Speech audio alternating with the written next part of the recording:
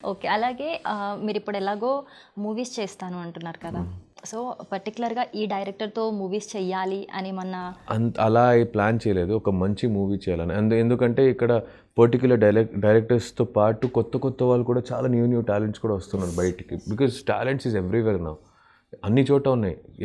చిన్న గల్లీలో మనకు టాలెంట్స్ ఉన్నాయి. యెస్. ఈ రోజుల్లో స్పెషల్‌గా content is the king.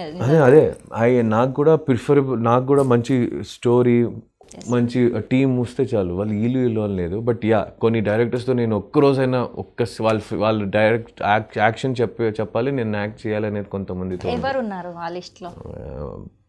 Rajamouli గారు, త్రివిక్రమ్ గారు, పూరి జగన్నాథ్ గారు, వాంగారెడ్డి గారు, అండ్ మన ప్రశాంత్ నీల్ గారు, చాలామంది ఉన్నారు ఇంకా. సో వీళ్ళందరితో ఒక్కసారి యాక్షన్ కట్ అదేమని చేయాలి. ఒకసారి చేస్తా, ఒకరోజు వస్తుంది ఖచ్చితంగా. ఇప్పుడు బిగ్ బాస్ టైటిల్ వస్తుందని మనం అనుకోలేదు, వచ్చింది. ఇది కూడా వస్తుంది. ఖచ్చితంగా వస్తుంది.